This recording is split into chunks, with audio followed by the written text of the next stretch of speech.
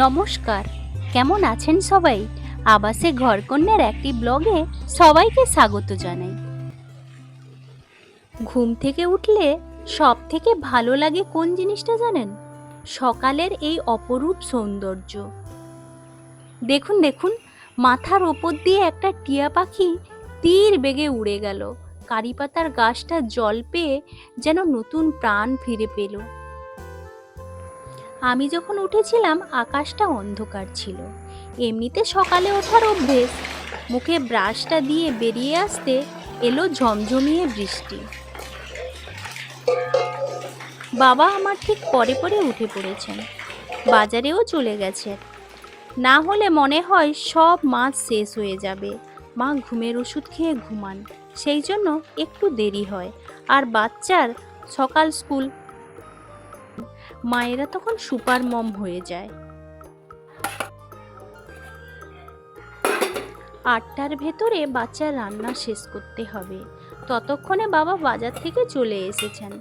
বাবা বলছেন আজকের বাজারটা একটু সস্তা, ঢেঁড়স বেগুন সব 20 টাকা করে।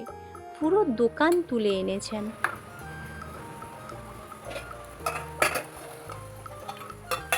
বাচ্চাকে আগে দিতে হবে। এইটুকু সময়ের মধ্যে কি টিফিন দেব বলুন তো?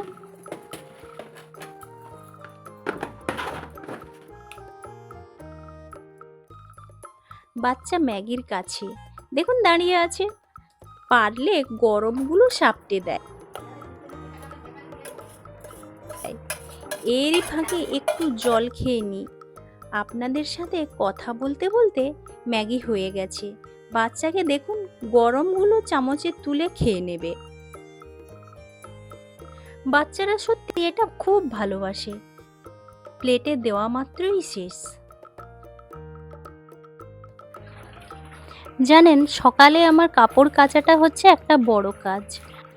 আর এই বর্ষার দিনে একদিনে 1 গামলা করে কাপড় কাচতে হয়। আর জানেন তো, এই বৃষ্টির জন্য রোদ না পেলে জামা কাপড়গুলো কেমন গন্ধ হয়ে যায়।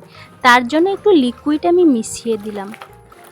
এরপর শুকানোর পালা। আবার শুকাতে শুকাতে হয়তো দেখবেন বৃষ্টি চলে আসবে, সেই যে আবার রোদ না পেয়ে পড়ে থাকে।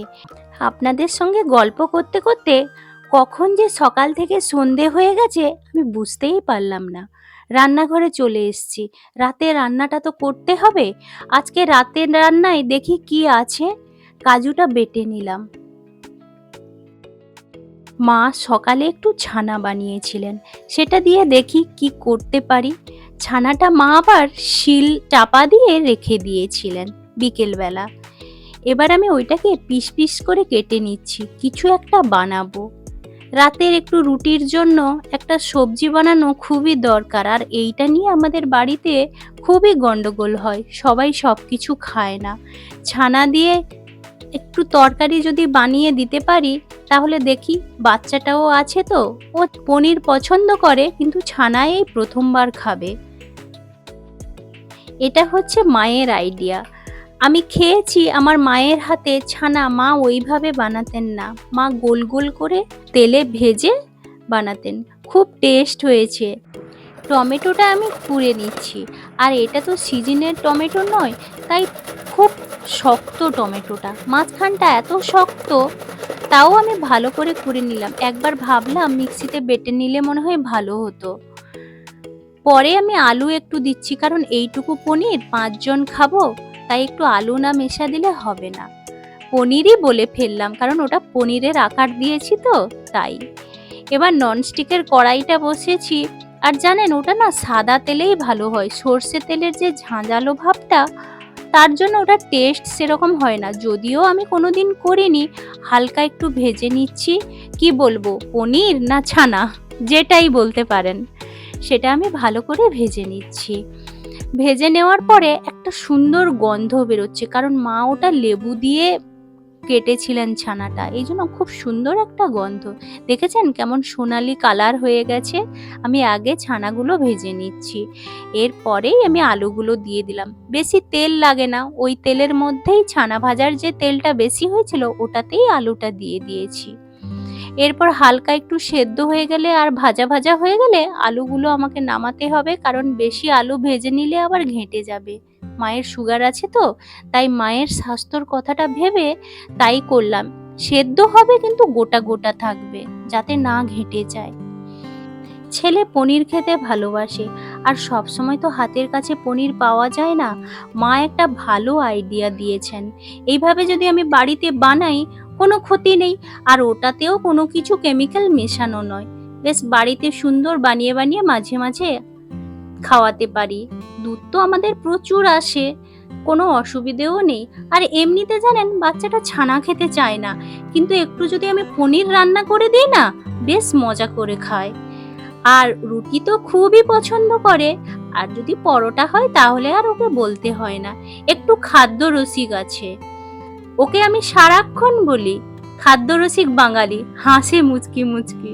ছেলে আমার খাওয়া নিয়ে প্রচুর, মানে ছোটবেলাতে কিছুই খেত না, কিন্তু বড় হয়ে আবার ভালোটাই চাই। মন্দের ভেতরে থাকে না যে আলু সেদ্ধর ডাল খাবো, সেটা আবার ওনার পছন্দ নয়। একদিন জানেন, দুপুরে আমি পনিরটা রান্না করে রেখে দিয়েছি রাত্রিবেলার জন্য, গরমের সময়। তাই আমি কি করলাম, ঠান্ডা করে ফ্রিজের মধ্যে রেখে দিয়েছিলাম। কখন বাবু এসে টুকটুক করে খেয়ে নিয়েছে। আমি যখন 9টার সময় পনিরটা গরম করব বলে বের করি, দেখি অর্ধেক শেষ, শুধু আলুগুলো পড়ে আছে। মাকে জিজ্ঞেস করতে মা বললেন, দেখো তোমার ছেলেরই কাজ, ও ছাড়া আর এ কাজ কে করতে পারে। তারপরে ওকে গিয়ে বলতে বলল, হ্যাঁ মাম্মা, আমিই খেয়েছি। এই যা, আপনাদের সঙ্গে কথা বলতে বলতে কখন যে রান্নাটা হয়ে গেছে আমি নিজেই বুঝতে পারিনি। আজকের এই ব্লগটা আপনাদের কেমন লাগলো আমাকে কমেন্ট করে জানাবেন। ভালো লাগলে একটা লাইক ও সাবস্ক্রাইব করে দেবেন। আপনারা ভালো থাকুন, সুস্থ থাকুন। দেখা হচ্ছে পরের একটি ব্লগে। সবাইকে শুভরাত্রি।